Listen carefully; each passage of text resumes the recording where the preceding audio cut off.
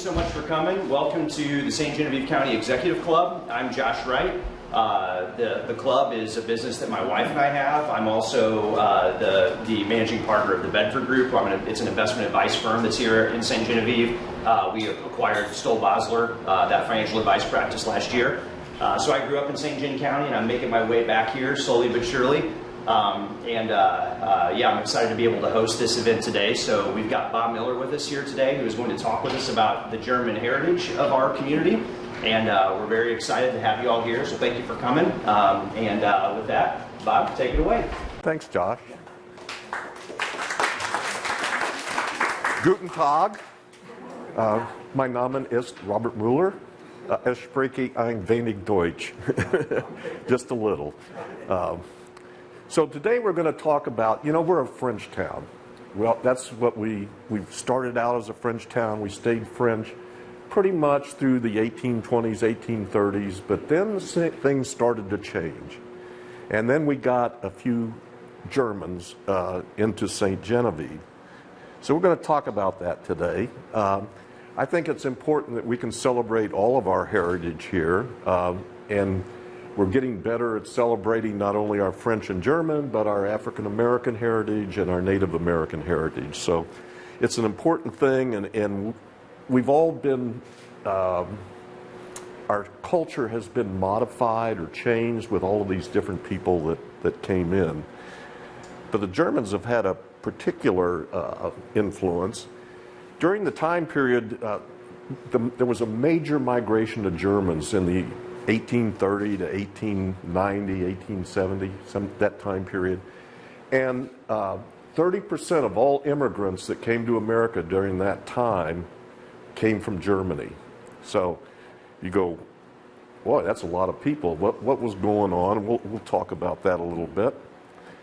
This is a chart I found, and it's German national density in 1900.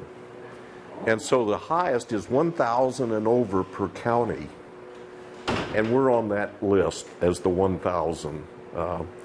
One of the things I did, I started out doing my family genealogy, and by the way, I'm 100% German.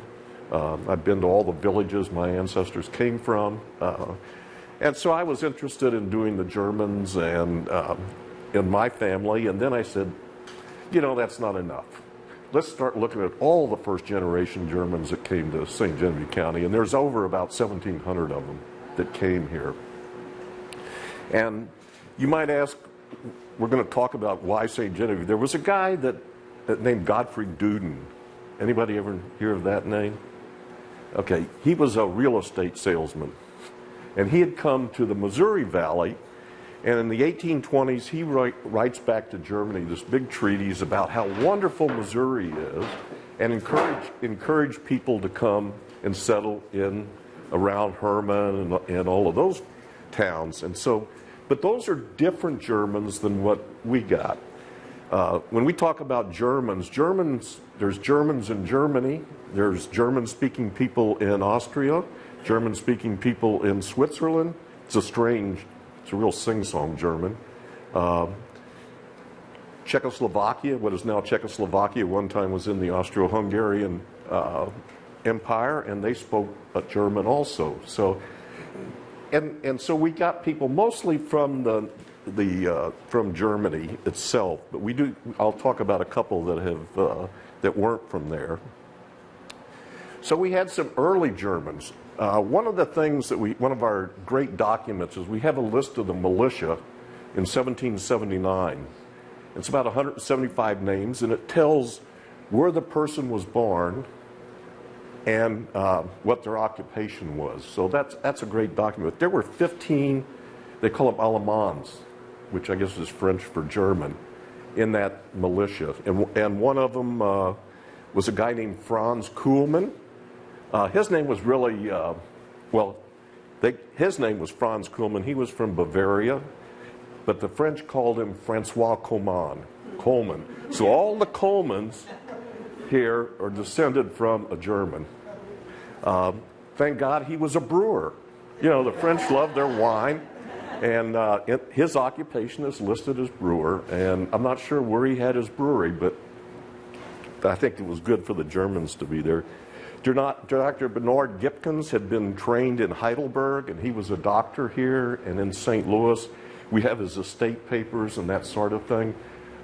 He was involved in some litigious work when people didn't pay him. So, interesting guy. And then about 1800, we had the Butcher brothers, and they were stonemasons.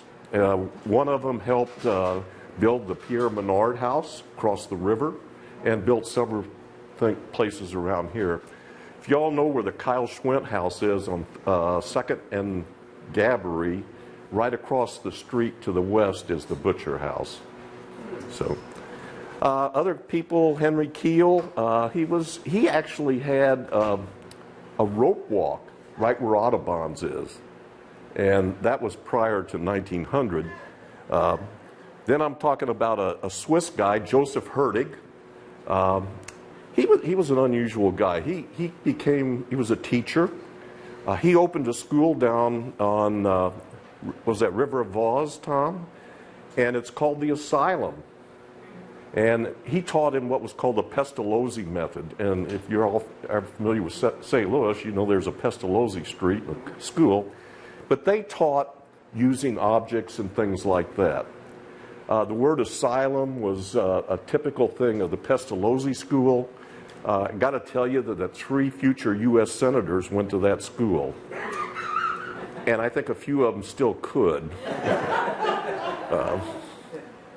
Albert Bish was a merchant. His place was Bish and Roberts, is where Bill Tlapic has the stone building that's 2nd and Merchant. And then about 1820, the Zieglers came in, and they actually started running a tobacco shop in the Green Tree Tavern. So that was kind of one of the first industries run by Germans. So one of the things I looked back and I said, okay, when there started a major German migration about 1831, 1832. And so I went into the church records and I started looking at baptismal records and marriage records and see who was here. And so the Eisenmans are, and some of you, how many are from St. Genevieve? Should ask, how many of you speak German? Oh, I'm in trouble. My French is worse than my German.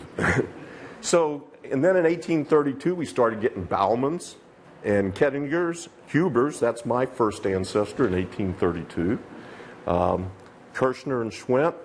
The Reams came in 1833. Gex, which is probably one of the more popular names in St. Genevieve. I mean, Gex, Naggers, whatever. When you start looking, that's pretty big. Grieshopper, Hogan Miller, 1935. Greither. Now, this is where it gets a little strange. Greithers actually were from Alsace. And Alsace is right next to the Black Forest.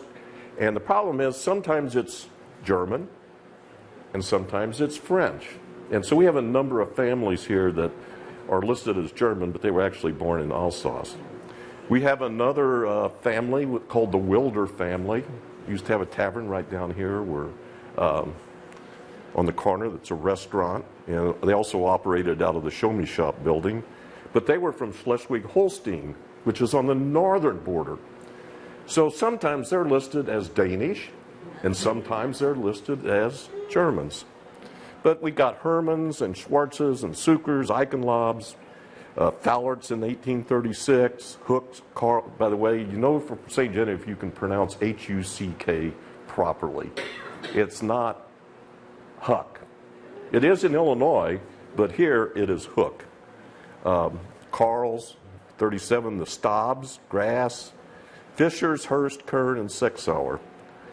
One of the things that really gets you when you study the Germans here, it's like the Bowmans. There's one-end Bowmans, and there's some with the two ends on the end. So there's Herman, same way. Then you got the Greminger family. They got a 1M Greminger in the middle, and sometimes there's 2M Gremingers. So it's, I think they did it to confuse the genealogists. Yeah.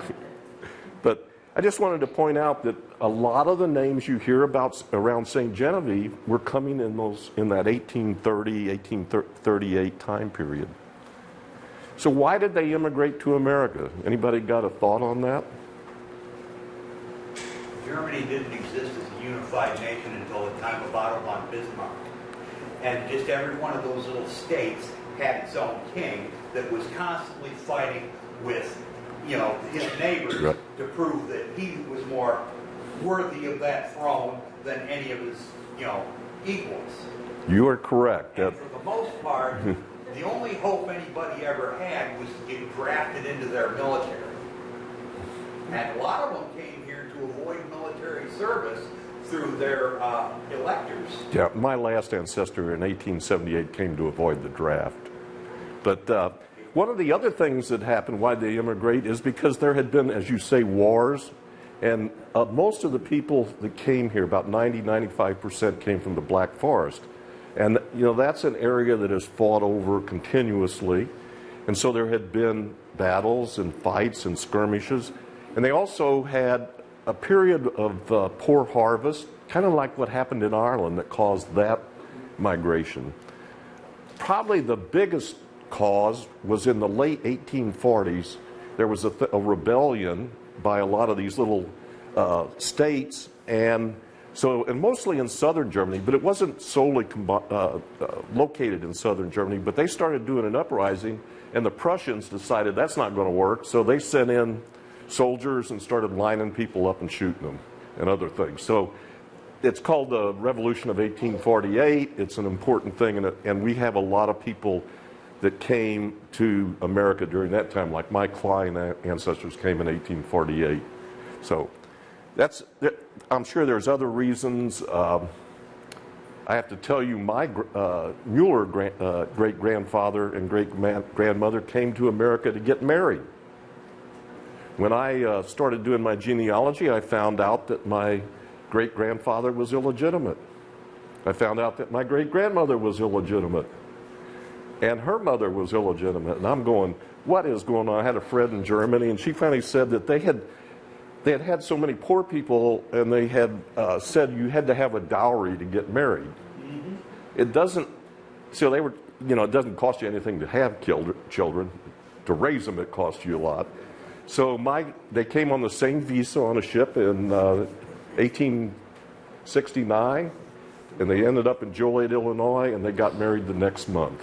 So that's, I think, that's one of the kind of strange reasons why Germans came to America. Where'd they come from? I kind of mentioned the Black Forest, and we'll talk about that a little bit more, but we do have them from all over Germany. We do have them, a few from Alsace. We have some from Switzerland. As the gentleman said, back in those times, Germany was not unified. It was all these little states. The one down here it's orange, and that's Alsace. So in this map, you're seeing it's German. But next to it is Baden, and next to that is Württemberg, and then you have Bavaria, and there's a little area in between called Swabia that my Mueller ancestors came from, and they had their own dialect. The people that came from the Black Forest had their own dialect called Badisch. And so this is the area that probably 95% of our Germans came from here in St. Genevieve.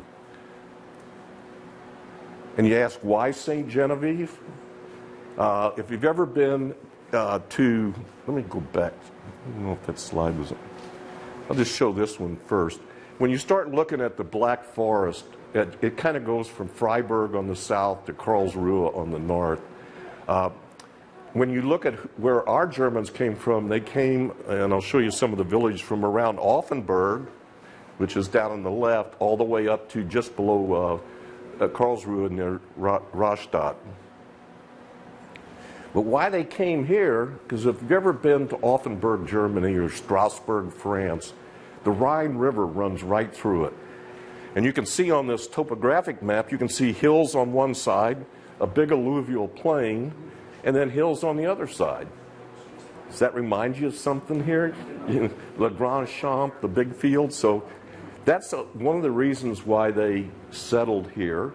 A lot of them came through New Orleans, but we also see them coming through New York. Ellis Island wasn't operating at that time. But we see them out by New Buffalo, New York. Some of them went into Canton, Ohio, and then came to St. Genevieve. My first ancestor, Benedict Huber, I knew he came with his father and mother to America after about 3 years of searching, and I never could find his father in any of the records. His name was Crispin Huber, strange name. You'd think you'd find him. So I had posted on RootsWeb a little bit trying to find him. 10 years later, a guy writes me and he says, well, I'm not researching that family, but this guy's buried in Cincinnati, as is his son. So I got a whole branch of relatives in Cincinnati. So, but I kind of have this picture on the right. It's kind of like showing that alluvial plain. The Black Forest Hills, the Schwarzwald, as it's called, are much taller than our hills. They're called the Black Forest because when you start going up in them in the winding roads, there's a lot of trees and it's very kind of dark and very, very beautiful. But in this one, you're kind of looking towards one of the small towns that bordered the Rhine River.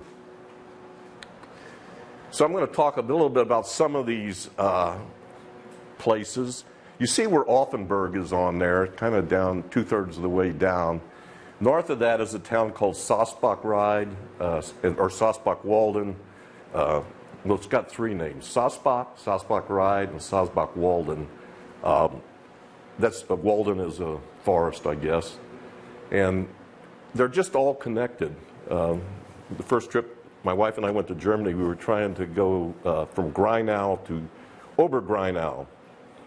And we took this 8-kilometer drive and saw this beautiful church, onion dome, beautiful cemetery. And Linda looked over, she says, well, that's where we started, right over there. So that's what I finally learned what Uber meant. So we have Armbruster's, Lips, Fowlerts, Baumann's. The Oberles came from Sossbach. They were Metzgerei there, which is a butcher. The Schmelzlis, Kleins, Roth. And then if you go all the way up just below Karlsruhe, you see one that's called Dermersheim. But there is a town. There were two towns there. One of them was called Mersch, and the other one was called Forsheim. Well, they decided to combine some things, and now it's called Rheinstetten. So that's what makes it a little different to find out where your ancestors came from. But there are several families: the Hubers, the Weilers. My great-great-grandmother was a Weiler, and the Heils, which are common names here in St. Genevieve, are from Rheinstetten. So I mentioned the Offenburg area. Offenburg is a town of about 50,000 people. Very nice, lots of nice restaurants and stuff, beautiful churches and things like that. But we don't really have a lot of German families that actually came from Offenburg. They came from all these little villages around there: Bolsbach, Winschlag, Rammersveer, Zellweierbach. It's just one after the other. Artenburg, Niederschopfheim. And so that was really, and they were mostly farmers, and like my great-great-grandfather was a master blacksmith, they were craftsmen. One was a bricklayer. So those were the kind of people that came here. And when the Germans came here, the French had got all the good land, right, down on the Le Grand Champs. So the Germans had to go into the hills to farm, and they did make it work. So I'll talk a little bit about some of the towns.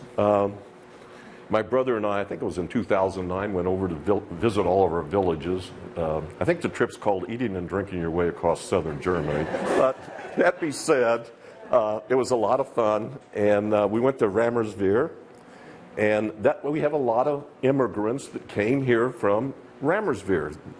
One is another very popular name here, the Naggers. They were actually originally from Switzerland and had come up and lived in Rammersveer. Basler is another one. Kind of wonder how they got that name. They were from Basel.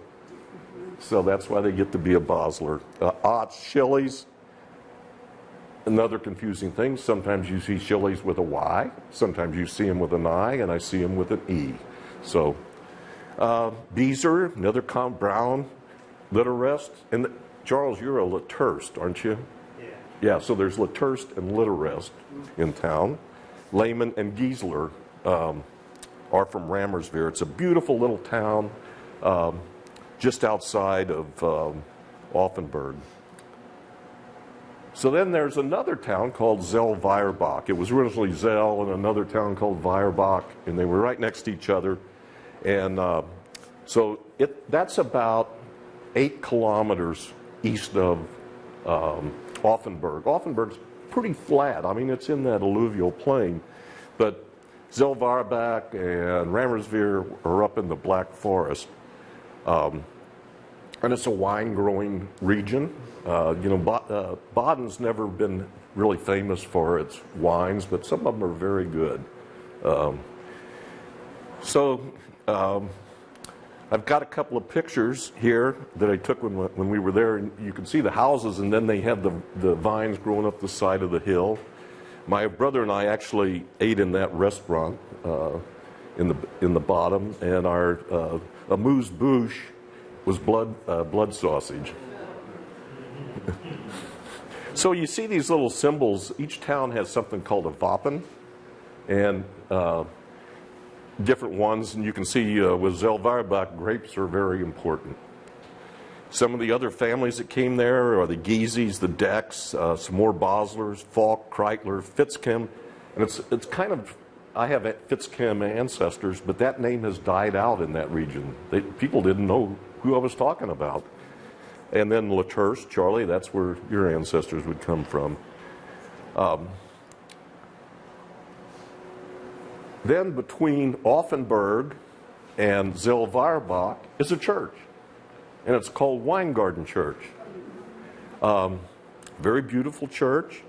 It's a kind of like a place where people would come to pray at Maria, not Dolores, I don't know what the right way, the sadness of Mary or something like that.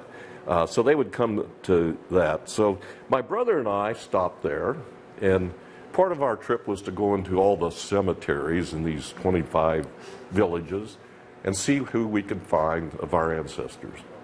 We found very few because in Germany they don't have a lot of land for cemeteries, so they dig them up every once in a while, or not dig them up, or just give away the tombstone back to the family. So I think that it was like 1890, 1880 was the oldest family member or genealogy that I could find. Those cemeteries, they're called Friedhofs or peace yards, I think, are just maintained beautifully. You can see over here on the picture on the right, little squares, flowers, candles, things of that sort. So we walk up behind the church and into that little part of the cemetery, and then there's an alley and there's a huge cemetery. Well, we're in this little one, and I'm looking around, and it looks like our phone book. I mean, I'm seeing all the names that make up St. Genevieve. And so I walked over to the big cemetery, and I'm up and down that row looking for people that are St. Genevieve names. Found about 5. So I walked back over to the little cemetery, and here's a lady working on one of the cemetery plots. Says, "What's going on? Here you got all these names I know, those over there I don't." She said, "Those are Offenburgers." So, woo.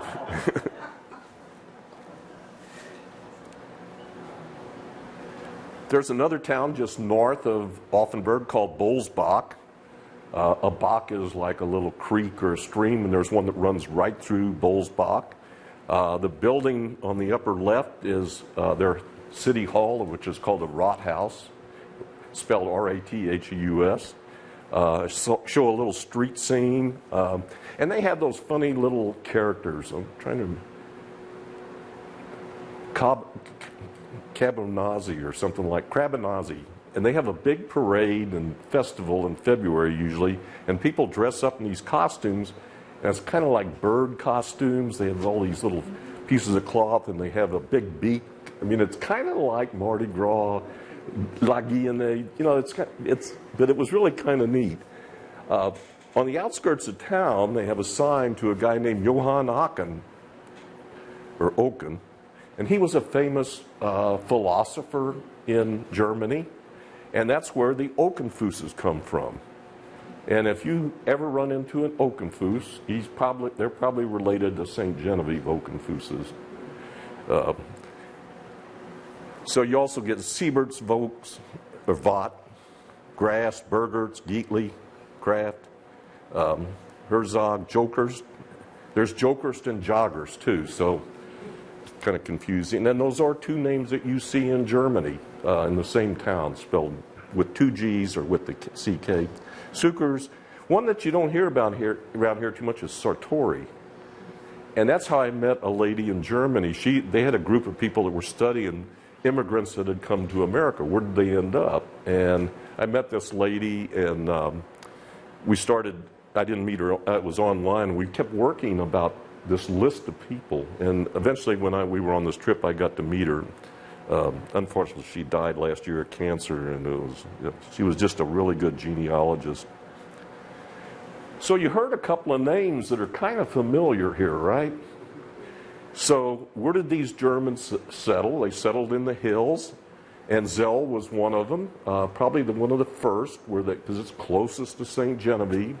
It was called the German town, or when it was first, or German village, or German settlement, actually. And there's this famous picture of the pigs looking over the hill. This is a modern picture. It's been on magazines and stuff.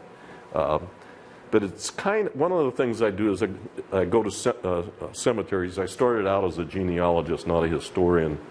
So I drug my wife to she's been really good about going to cemeteries. But this one's special because I've got a lot of relatives there. And you should go out there. The first couple of rows are all children. And that's really sad. And you can see the 1918 flu epidemic, the impact of that. You'll see tombstones in German. Here's one for Barbara Grimminger with an I.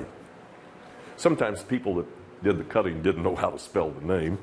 But it says Geborn on the 2nd of February, 1840, and she died, can't read that, 25th August, 1892. So, and there's also a lot of iron crosses out there. We only have, I think, one or two in Memorial Cemetery and maybe one out of Valley Springs.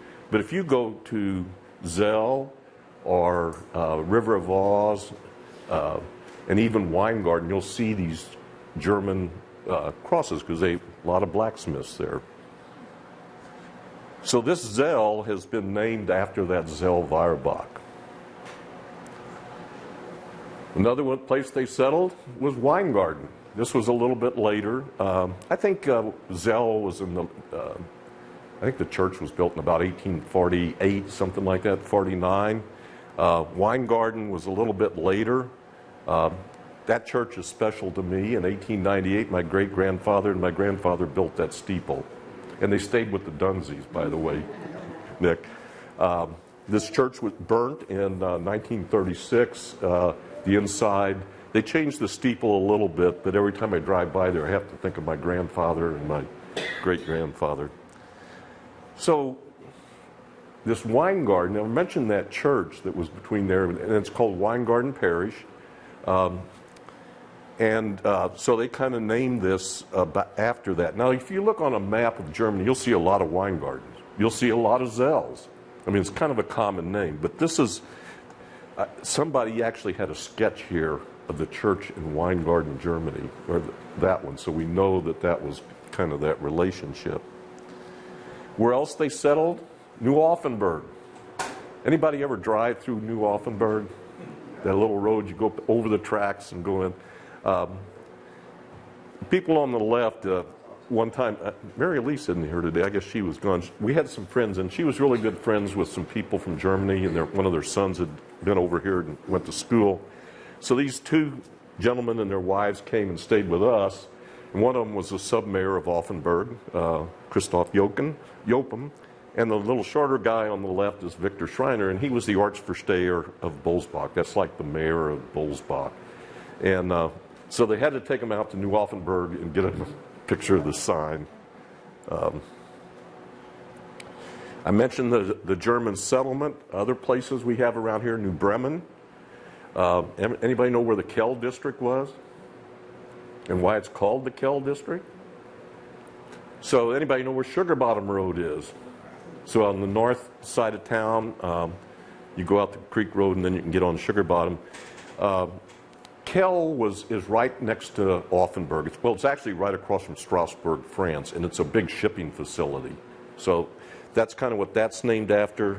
There's one that is kind of French-German called Little Alsace, and I have never found where that's at. I've seen it referenced in the newspaper. And then you have River of Oz, and we commonly call that Staubtown because a guy named Staub was one of the big merchants down there. One of the things I just picked up recently, I was looking at that church at Weingarten, and the parish isn't actually called Weingarten Parish. It's called St. Philip and James. And guess what the church in River of Oz is? St. Philip and James. So I wonder if the Germans influenced that good old French named town with a church that they knew. We did have German newspapers in St. Genevieve. Our newspapers kind of went back to about 1820. We don't really have any examples of those until there's a few plain dealer during the Civil War. But in 1874, we had the Free Press and the Free Blotter, which I think is like a magazine or pages when you look at it. 1880, we got the Observer, Beobachter. And then in 1882, the Fair Play started in 1872, and it's always published in English. The Fair Play the Herald comes online, and it's run by a guy named Ernst, and he has both an English and a German part of the newspaper. And this goes until 1918. World War II really kind of changed a lot of places in the United States. Towns that had German names got renamed.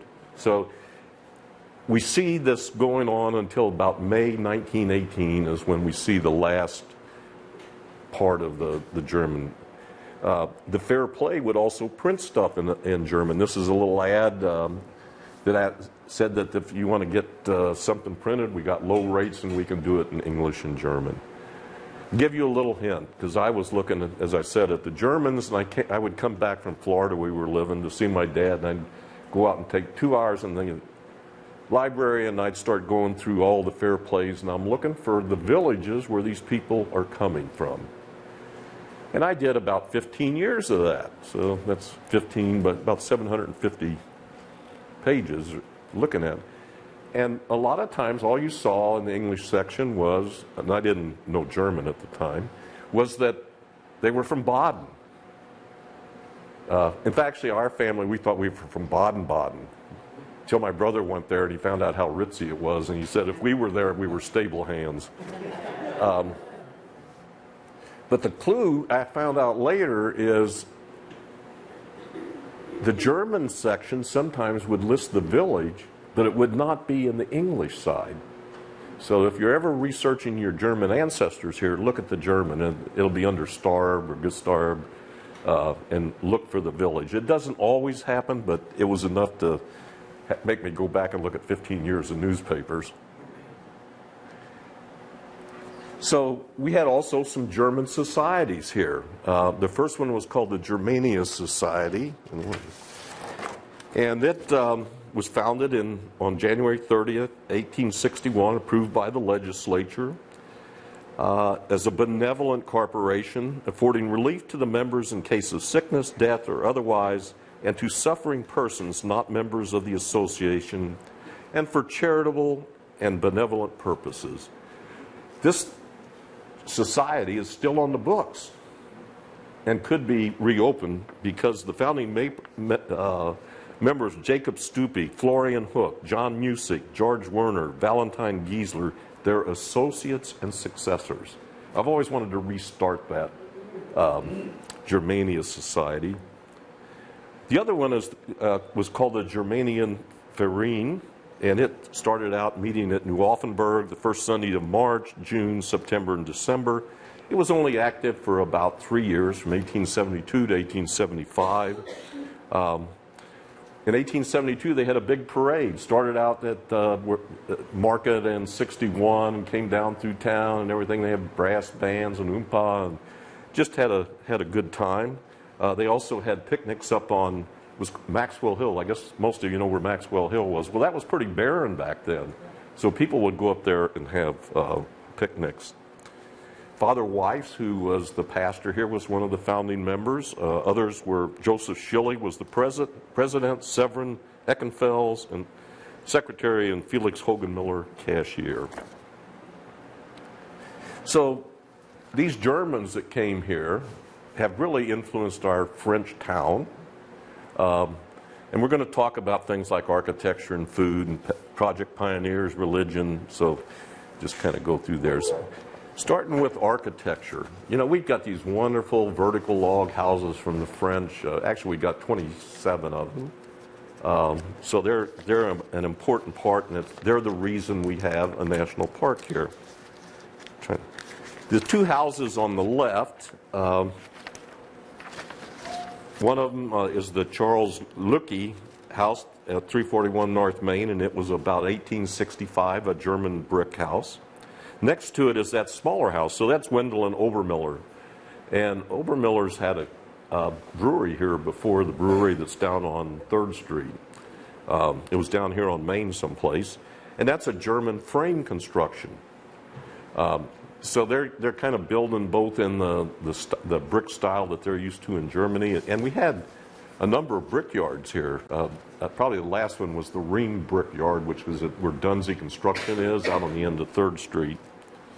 The one house on the right is the John Hale House, and it's just located right down the street here. It's a cute little house, and it's made of both German brick and wood, circa 1860. I think it's a Airbnb now. So the house that is right next door here, Les Techniques, is the Pierre Schumert house, and it was built sometime between 1849 and 1851. It's a symmetrical 4-bay brick, 1-story German vernacular house with a shed roof near L on it. I read reports sometimes, so. And the one on the right, where most of you recognize as Sarah's Ice Cream Shop, was actually a Frenchman's office, a famous Frenchman here, Furman Rozier. And so he was a lawyer, he was a mayor, his brother Charles was a mayor, his brother Felix was a mayor. Here, I mean, the Roziers really got involved. That was circa 1850, a 2-story brick, eaves front, German vernacular commercial building with a shed roof rear L. And that, as I said, was Furman Rozier's law office. So anybody know where that little brick on the left is? 3rd Street. It's got a sign on it that says the Martin Interest House. And it's probably, when the people did the surveys here, they said that was probably the oldest German building in town, 1842, 1846. I just can't find Martin Interest in the records. So I'm still trying to figure out why, and it's probably Lucille, and she did some marvelous work, Lucille Bosler. So I've got to find who this Martin Interest was. There's a couple people that probably recognize this house on the right. It's where John Carroll lives, up on Seraphin. It was called the Heddick House, and the Heddicks didn't last too long. So that's the Heddick House, and the one part on the right was an addition. Probably one of the most lasting influences of the Germans here was our food. You know, the classical meal is fried chicken, mashed potatoes, and liver dumplings.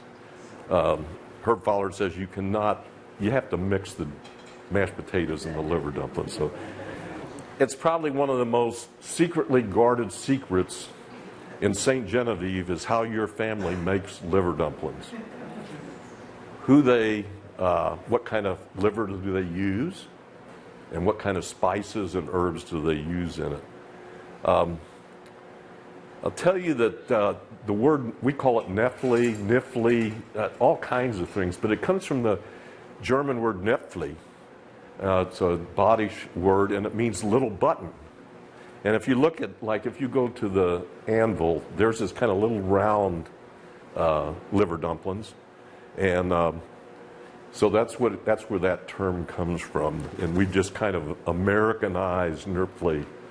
So if you go to Germany and you want to get liver dumplings, you're going to get a bowl of broth with a great big round ball in it, except in certain areas. But most of the time, that's what a liver dumpling is in Germany.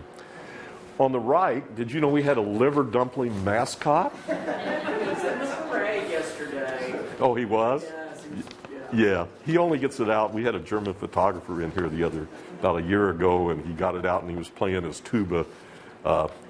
Yeah, it's so. In addition to German Netflix, we have several other pastas. So you can get a Netflix without the liver in it. And like if you go to the Old Brick on Friday, a lot of times their pasta or flour dish is a Netflix, and it doesn't have liver. Or if you have a long, skinny one, it's called a Spätzle. And you'll hear it on television, Spätzle. There's all kinds of, they can goof up that word. I had to teach my brother how to say the Spätz part of it. Didn't come natural to him. And there's several ways that you make Spätzle or Netflix. And a lot of people use a little cutter that slides back and forth like a kraut cutter. You can use a potato ricer. I have a big metal one that's got holes in it. You set on the pot and rub it around. My favorite is a Spätzle Schaber and a Spätzle Bright, which is a wooden board with a handle, little angle on the front. You put your dough on there, you flatten it out, and you start scraping these long, skinny things that are on the bottom left. And that's called a Spätzle. And that in Germany, that means a little sparrow. When I grew up, we heard about Spatsies, and it kind of comes from the same thing. The Swiss actually have a third shape called a Hornli, which is a little curved one. And I didn't know this. Well, the other way you do it is just take your dough in a bowl and you start cutting it off the bowl. If I'm in a hurry, I'll do that. I actually have two of the boards. One my dad gave me and one I made myself. And I've seen some videos where these people are just going, and I mean, it's amazing. I'm slow. But it's one of our, we probably make that once or twice a month. Noodling is another, chicken and dumplings, very, very common. How many of you know about Rivoli soup? Okay. So again, I grew up on Saturday night was always soup night. Mom would get a quart of tomatoes and some tomato juice and an old beef bone, vegetables, and we had 6 boys, and she had to stretch that, so she would put Rivolis in it, and that's just flour with an egg, and you just kind of crumble it with your fingers and put it in, and it's a thickener. What'd you call them the first time you? Floaters.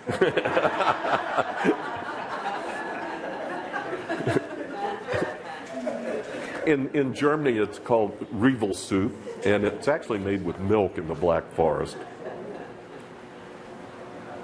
My father always talked about when he was growing up, it was during the Depression, and he would have burnt flour soup, Gebatene Mehlsuppe, and that was just some lard and some flour, and you'd brown it, and then you'd put water in it or milk, and it was like gravy, and that was your soup. You said they were really poor and they would use fingernail soup. They'd just throw the fingernails in, but he was wont to exaggerate. Other German foods that are here, obviously Oberli sausage. They came here around in the 1870s from Sassbachwalden and have been making sausage ever since. Some of them married into the French people's French side too, and that they still are making Oberli sausage for all these years. And I always wondered, why do they call it Oberli dog? For those of you that aren't from St. Genevieve, we eat dog, and it's Oberli dog. And the first time I heard it called that, there's a newspaper article from 1949 that said this guy came for a conference down here, and he always came to get dog. But somebody had asked one of the guys that made it, I don't think it was the Oberlis, it was Camille, and he said, I don't see many dogs around your neighborhood. So that's kind of the legend of why we call Overly sausage Overly dog. One of the other meals that we have is called schnitzel. My wife, when we first went to Germany, she knew how to order pommes frites mit schnitzel. Everybody makes it. It's a breaded cutlet. You can make it with pork, a Schweineschnitzel. But the Autobahns has brought that back, and they have a very good one. Jim Baker was in Vienna, Austria, about a year ago, and he sends me a text, and he's got this picture of this schnitzel that covers the entire plate. He says, "Look what I'm eating." I said, "You're at Mueller's, aren't you?" He said, "Yeah." So they're famous. If you're ever in Vienna, eat that. The one on the right is sauerkraut, sausage, and potatoes. That is like my comfort food. It's called sauerkraut Alsacien in Germany, and it's called choucroute garni in France, especially in the Colmar, Riquewihr, those just right across the river. And it usually comes with either 4 meats, like bacon, some different sausages. They might have a liver quenelle in there. Got a picture of my brother ordering that. He ordered the Royale, which has 8 meats. And we were sat down, and I just sent him the other day. I looked at the pictures again. I have a picture of him starting, and there was one little piece of pork rind when he was done. The waitress came over and says, "I admire you." This is something that I eat, or we have every New Year's Day. We have a sauerkraut and sausage party. And when I grew up, New Year's Eve, my mom had to have pickled herring and blood sausage. So there's a fish and there's a swine. And the reason they do that, and we learned about the sausage, sauerkraut, and potatoes when we lived in York, Pennsylvania with the Amish. Pigs cannot go backwards. Fish cannot go backwards, I think, other than one. Well, I guess none of them. So it's always a looking forward thing. So it's very traditional to eat pork and sauerkraut on New Year's Day. Down on the bottom we had blutwurst, blood sausage, and I don't know if Overly's makes it anymore. They probably got caught up with too many regulations. Head cheese, Schwartenmagen. Yeah, that was one of our. When you did a butchering, it was a lot of fun. It was a lot of work, but it was a lot of fun. I can remember getting sick and butchering, eating cracklings. Oh, God. Just too many of them. And then on the right is liver sausage or liverwurst, and Overly still sells that. Some other German foods. If you go into the Old Bick, you can get German fries, Bratkartoffeln. I did an article on growing up with German foods, and there's a lot of different potato recipes, and I can remember my mom making Kartoffel it was like a little band cut off the red potato and boiled, and you have them with parsley and butter. Anybody know what the white meal was? So somehow it started that on Fridays when we couldn't eat meat, we were mostly Catholic, they would have navy beans and noodles, and now they start putting tomatoes on there. But when I grew up, we would have a pile of noodles, a pile of beans, a pile of mayonnaise, potato salad, and hot sauce. If you want to get some carbs, that was it. But it's called the white meal, and the Old Brick still serves that on Friday. Cookies, Lebkuchen, which is like a gingerbread. Pfeffernusse is the little white ones made with pepper. We have people around here that make those cookies at Christmas time. Anybody ever hear of Hutzelbrot? So that's the German fruit cake. And Hutzel was a dried pear, which is one of the ingredients. And it's made at Christmas time. Tony Zarinelli, who was Italian, would make about 1,200 loaves of this in his bakery and sell a lot of it to St. Louis people. So it's our fruit cake. Some of our music is some of our heritage. We sing Silent Night or Stille Nacht at Christmas time. O Christmas Tree or O Tannenbaum. Bob Kiss gave me a songbook from 1898. I think it was a young joggers girl, and in it is the O Tannenbaum song. And half of the book is in German, half of it is in English. Oktoberfest Augustine and the Beer Barrel Polka, which his real name is Rosamunda, which is like Pink Lips or something like that, but it's now a beer drinking song for us. And then we danced the Schottisch at the King's Ball, was started out in Germany. And I forgot the German band. So they played yesterday. I'm not sure exactly when they, Right now. are they? Yeah. I'm not sure when they started, but I know in about 1972 they showed up in the Jour de Fête. So they've been going over 50 years, which is really good. A lot of our Christmas traditions come from Germany. When we do the Christmas walk, I give a lecture on our French and German, but most of the things that we think of as Christmas are really German in origin. St. Nicholas, when I grew up on December the 5th, I guess it was the Nicholas Tag. We'd put out shoes and we would get candy and stuff like that. The other thing we got when I was a kid, it was if you weren't good, you might get coal or switches. Well, that kind of goes back to that little character on the bottom that's carrying the sticks. That's Neck Rupert. And there's all kinds of them in Germany. The worst one is Krampus from Austria. He's a hairy horn guy and scary. They have a guy in Holland that's called Zwarte Piet, Black Peter, and he's very African looking. But if you're a misbehaving child in the Netherlands, you get sent to Spain. And it would put the fear of God in the children, because that Spain ruled the Netherlands at one time and was not well liked. So things like mine just will have the 24 doors that you open. Yeah, an Advent calendar, garland, tinsel. When I grew up, tinsel was popular. It started out being made out of lead, but that didn't work too well on the trees, and then they tried pewter, and I guess some of it was silver at the very beginning, but then it's plastic, and I don't know anybody that uses tinsel anymore. The Christmas tree itself started in Germany. Anybody ever hear of a goose feather tree? Yes. So that kind of started, everybody was going out in the forest and cutting the tops out of trees. So they said, you can't cut trees anymore. So people would start wrapping dyed goose feathers around sticks that were stuck together and make little Christmas trees. You can do it with boxwood. There's a whole variety of ways of doing it. Christmas candles or lights on the tree supposedly started with Martin Luther. He was walking home one day and at night after church, and he was in the forest, and it was a clear night, and he could see the stars, and so he went home and started thinking about doing Christmas candles. And in Germany, they don't do the Christmas tree until Christmas Eve. It's in a special room, and they open it up for later for the kids. The candy cane also started in, I think it was Strasbourg, which was German at the time. It didn't have the red on it. That's an American addition, but this choir master used those to kind of quiet his choir when they were misbehaving in church. They got candy. I guess I would have misbehaved a little bit more.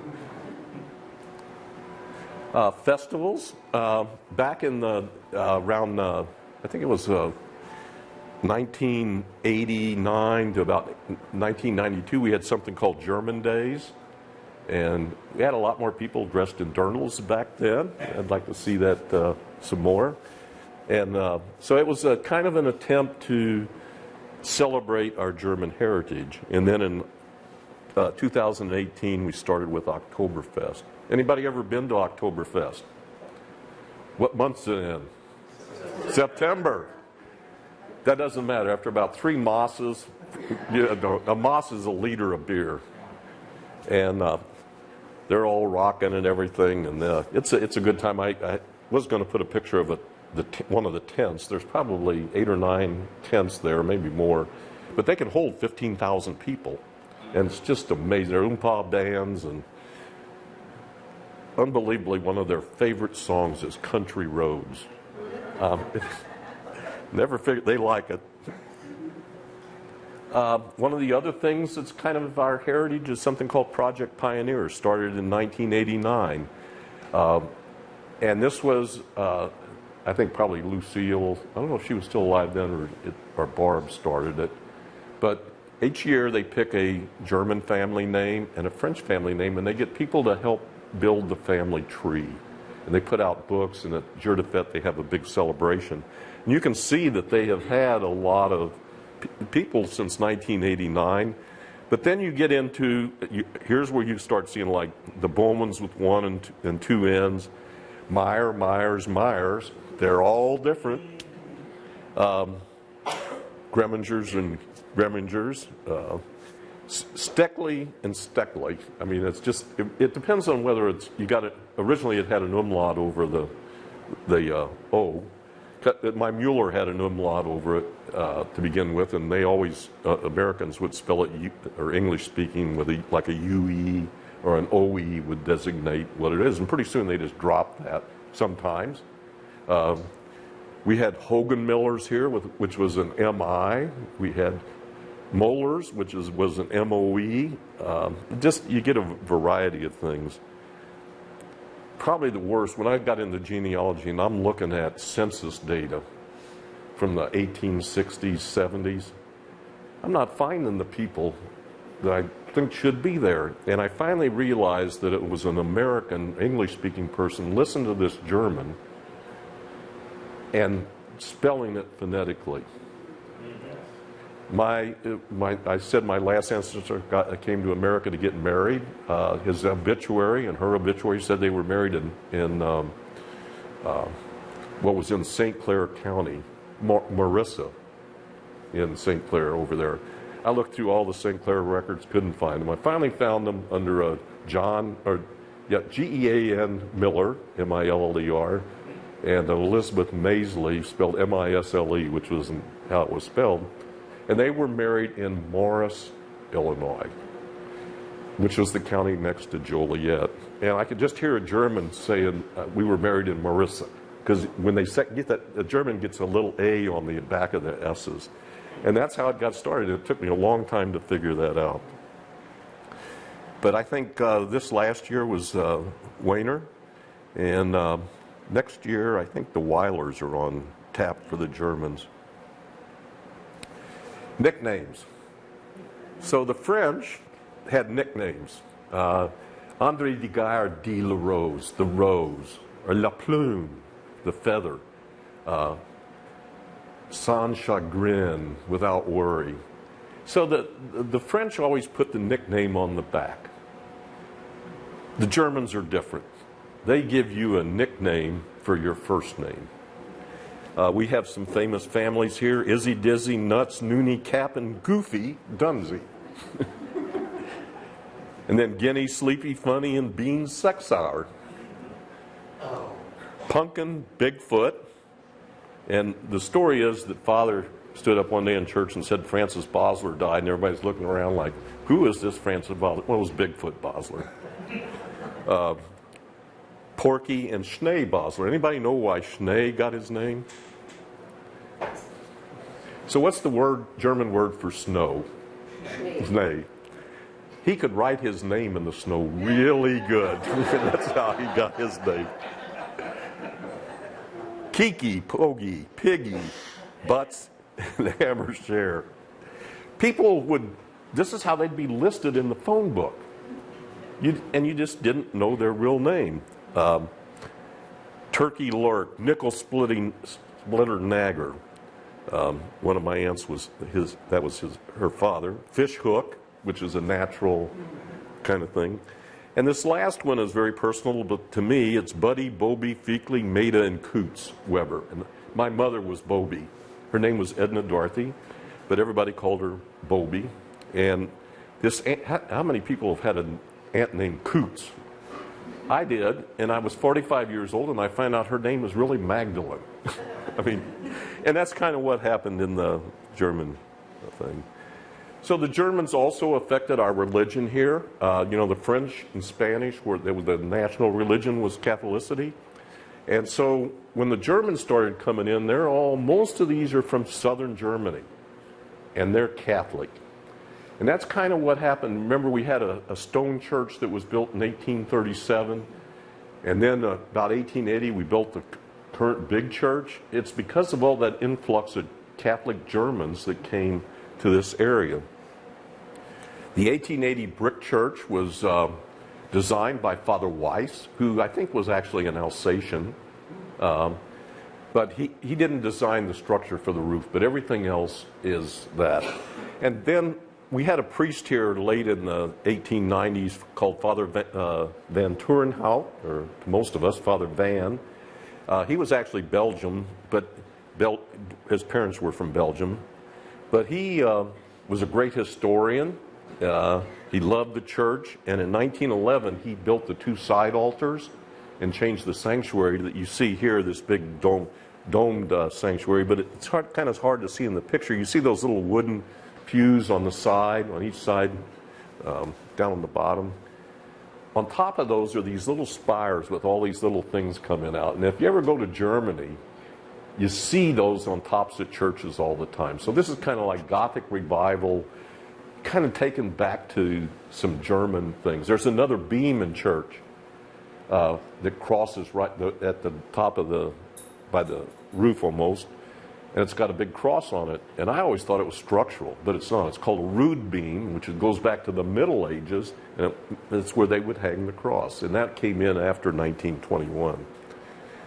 Actually, our oldest church is the Lutheran church building. We are, from the Catholic side, we are the oldest parish in Missouri. We started out being a parish, a part of Immaculate Conception in Kaskaskia, and the priests were over there. We had a little mission church here in the early 1750s, but then about 1759 we became our own parish, and we were called St. Joachim or St. Joachim. And it was about 6 or 7 years before we became the parish of St. Genevieve, even though the village was called St. Genevieve. So our oldest records go back to 1759, but you got to be able to read French. And they go in French even after the Americans got here. But the oldest church building is the Lutheran Church, which is on 2nd and Market. And it started in the 1860s, and it was started by Northern Germans. When you look at the migration, I talked about all the Badisch people that were coming 1830, 1850. From the 1850, 1865, 1870, we started seeing more Northern Germans, Prussians, that sort of thing. And they were typically Lutheran. And actually, the Missouri Synod of the Lutheran Church started about 40 miles south of here. If you go down to Wittenberg and Frona, that's where Northern Germans came in and started that Lutheran sect. It's really kind of strange. That's 40 miles. We got different Germans. If you go to Perryville, we got German Catholics, but most of those came from Maryland, Kentucky, and Tennessee. So, and that's why it's called the Barons. That kind of gets back to Kentucky. So in about 40 miles, we have 3 pretty distinct groups of Germans. But the Lutheran Church is I think a picture on the top is the oldest one I have of that. Street names are one of our legacies. You see a lot of them from Bosler Drive, Dunsey. You know there's a Dunsey Street? Yeah. And Kiefer, Herzog Lane, Troutman Drive, Weiler or Wilder Street, Ziegler Street. So that's really kind of one of our heritages is how we name our streets. And I want to talk a little bit about it. Look to your right and look to your left and see if you're related to that person. When I was a kid, and I actually grew up in Farmington, but I had friends here, cousins. When the teacher would say, write about your great-grandmother, we always said, you're writing about the same person. So Frau Trimmer asked me to talk to her class one day, and I asked her, well, who's in your class? And there were 10 kids, and so I looked at my genealogy database, which is fairly big, and I found out they're all related to each other. Some are first cousins, like the Ryan and Sally Heil. They're first cousins. We have some 9th cousins in there. And then I find out they're all related to me. So this thing about, my dad finally said, he said, don't get me related to that person. But I wanted to kind of show you where these people, their ancestors came from. So, and I've mentioned a lot of these towns and some of the names, and this is like a who's who of St. Genevieve. Bolsbach and Sassbach, Rammerswehr, Mersch, Winschlag, Hofweier, that's where the Grieshabers came from. Niederschopfheim, that's where one of my ancestors came from. Zellweierbach, Fessenbach, Artenburg. These are all, other than Freudenberg, that's there's a couple in here that, like the Audis, this used to be the Audi Cleaner building, they came from Prussia. Eppe, where the Figgies came from. So you're starting to see a little bit of that other migration that was coming in the 1850s and 60s. So I looked at one of the others, I think this was Tom Idy, and he has a lot of those Black Forest towns and names, but he's also have some like Ripson was from a different area. Staufen is, I guess Staufen is in the Black Forest. So we are pretty much related. I think we stayed pretty much at Germantown through about 1960, Catholic Germantown. Then it kind of started changing, and now I can, when somebody dies or a child is born, and sometimes I don't have them in my database, and I'm going, what's going on here? That's a newcomer. We have been, this is a little plaque that's down here on the corner by the pergola. It was given to St. Genevieve because we did a lot of German things. And when I first came back, I was interested in the architecture, but I also wanted to form a German Heritage Society. But I realized Herman does German from a tourism standpoint. We do French, so let's do French. But we can still celebrate our German.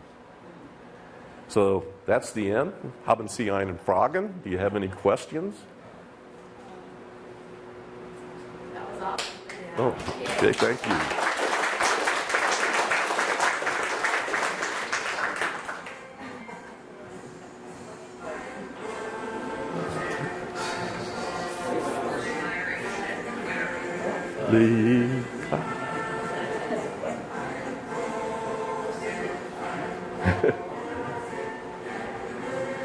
Can you drink the whole thing?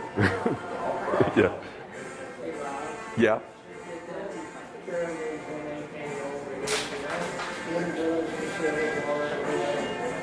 It did affect the Civil War because most of the Germans did not believe in slavery. I mean, they were trying to avoid. We do see a couple of Germans that own slaves, but not many. So if you look at the picture on the left, that's when you've had too many beers. The one on the right, this was from our trip with my brother, and that's at a winery that overlooked the Rhine River. And if you've never had a German Riesling, a dry German Riesling, it is one of life's great pleasures. They're so dry, and you can almost taste the rocks that they're growing in. So one of my brother's wife's cousin took us on a tour up the Rhine and back down the Rhine. So